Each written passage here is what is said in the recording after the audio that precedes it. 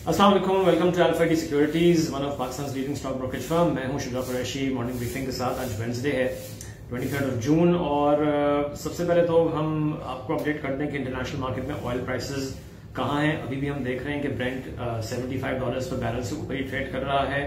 During the course of the day कल भी हमने देखा था कि 75 से थोड़ा सा नीचे आया था, लेकिन अभी फिर 75 के करीब ही और से थोड़ा सा ऊपर ट्रेड कर रहा है और इस तरह से यूएस क्रूड भी $73 से ऊपर है। अच्छा, इसके अलावा कल मैंने सुबह भी जिक्र किया था और फिर मार्केट रैप में एक साहब ने सवाल भी रिफाइनरीज के बारे से पूछा था, तो उसकी खबर आ गई है।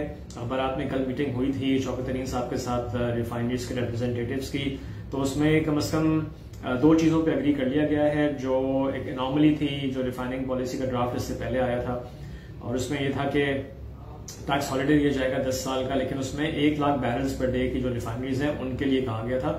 अब वो उसको उन्होंने चेंज कर दिया कि 1 लाख बैरल से भी जरूरी नहीं है, बट सारी एग्जिस्टिंग रिफाइनरीज पे अप्लाई करेगा 10 साल की टैक्स हॉलिडे वो अपग्रेड करने जाती हैं और इससे जो इनकम आती है। और फिर इसके अलावा नई रिफाइनरी से भी जो सिर्फ 10 साल का था वो 20 ईयर्स कर दिया है जो नई रिफाइनरीज आएंगी। अच्छा, लेकिन जो सेल्स टैक्स वाला मसला था 17% का, उस पर उन्होंने अग्री नहीं किया और इसके अलावा जो 2.5% ड्यूटी लगाई गई थी उस पर भी अग्री नहीं किया। तो ये दो चीजें हैं और यही इंपॉर्टेंट मेरे ख्याल में ज्यादा है। और 2.5% जो ड्यूटी लगाई है उसमें उन्होंने कहा है कि ये अगले माली साल के बजट में तो रहेगी, फिर अगले साल उससे अगले माली साल में यानी कि 22-23 के माली साल में फिर इसको जीरो किया जाएगा। तो जो इससे पहले भी पिछले हफ्ते बजट आने के बाद रिफाइनरी से लेटर लिखा था गवर्नमेंट को, उसमें यही कहा था कि इससे इन दोनों स्टेप से जो 2.5% की ड्यूटी है और 17% सेल्स टैक्स है, इससे it will create working capital issues create कर देगा रिफाइनरीज के लिए। इससे इनके पास कोई कैश एक्यूमुलेट नहीं होगा, बल्कि ये और जो है इनसे इनकी cost of production negatively impact होगी। तो पूरा जो एक आइडिया था कि रिफाइनरीज को प्रॉफिटेबल बनाया जाए, इनके पास कैश ताकि जमा हो, बिकॉज जो एग्जिस्टिंग रिफाइनरीज को अपग्रेड करना है उसके लिए ठीक ठाक कैश चाहिए होता है, बहुत उसमें कैपिटल स्पेंडिंग बहुत ज्यादा है। तो अब ये दो चीजें जो चूंकि नहीं हो रही हैं, तो I think it's a mixed bag, positive भी है और इतनी पॉजिटिव नहीं भी है। तो थोड़ा सा एहतियात से काम कीजिएगा रिफाइनरीज में। आई थिंक हो सकता है कि थोड़ा बुलिश नोट पे खुले refineries, but I think profit taking आ भी सकती है उसमें, तो कॉशियस अप्रोच होनी चाहिए। मैंने क्लियरली बता दिया है, दो मेजर जो इश्यूज थे उन पे रिफाइनरीज को जो है रिलैक्सेशन नहीं मिली है, 17% सेल्स टैक्स और ये जो 2.5% की ड्यूटी थी, और यही वो दो चीजें जिससे इनके पास कैश जो है इनका कैश फ्लो बेहतर होता।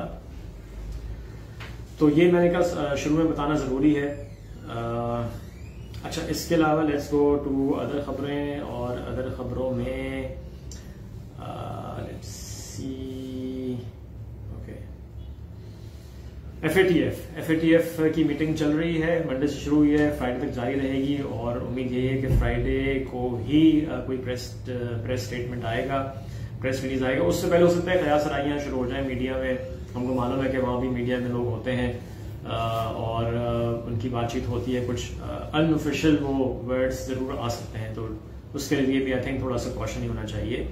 बट शाह कुरैशी जो फॉरेन मिनिस्टर हैं उन्होंने बोल दिया है कि पूरे जो 27 FATF के पॉइंट्स इनको इम्प्लीमेंट करने को कहा था वो इम्प्लीमेंट कर दिए गए हैं। सो ये पॉजिटिव। और जैसे मैंने कल भी कहा था कि जो पिछला स्टेटमेंट FATF का आया था वो बहुत ही पॉजिटिव था, बहुत ही इंकरेजिंग था कि जितनी जल्दी पाकिस्तान ने इम्प्लीमेंट किया है मुख्तलिफ जो इनके पॉइंट्स हैं वो अनप्रेसिडेंटेड है, इससे पहले उसकी मिसाल नहीं मिलती। अच्छा, इसके अलावा SBR ने रूल आउट किया है कोई मजीद amnesty scheme for the construction sector, जो देनी थी वो दे दी है, वो खत्म मजीद नहीं होगी। आई थिंक ये एक तरह से न्यूट्रल ही है, बिकॉज आई थिंक इसकी कोई ऐसी बात भी नहीं थी। और सीमेंट सेक्टर के हवाले से हमको पता ही है कि बजट में चूंकि PSDP की एलोकेशन ज्यादा है तो वो वहां से पॉजिटिव आई है। अच्छा, इसके अलावा स्टील के हवाले से अच्छी खबर नहीं है। स्टील यूनिट्स कह रहे हैं कि वो शट डाउन करने जा रहे हैं, क्योंकि जो यहाँ भी वही मामला है जो 17% टैक्स का, और इससे पहले भी इनका भी आ चुका है। इसमें जो फाटा के इलाकों में जो उनको एक गवर्नमेंट ने एक तरह से कहना चाहिए कि एडवांटेज दी हुई है, फिर वो कह रहे हैं वो खत्म हो जाएगी, वो माल जो वो बनाते हैं वो दूसरी जगह भी पूरे पाकिस्तान में आ जाएगा और फिर उससे जो दूसरी रिफाइनरीज हैं आउट ऑफ द फाटा उनको नुकसान होगा। तो ये कह रहे हैं कि हम तो शटडाउन की तरफ जा रहे हैं, तो ये थोड़ा नेगेटिव है। अब देखते हैं कि इनकी बात भी मानी जाती है बजट अप्रूव होने से पहले या नहीं मानी जाती। फिर गैस की शॉर्टेज हो गई है और उससे थोड़ा सा इन्होंने बता दिया है कि इनकी आई थिंक एक गैस फील्ड है, वहां से प्रोडक्शन कम हुई है।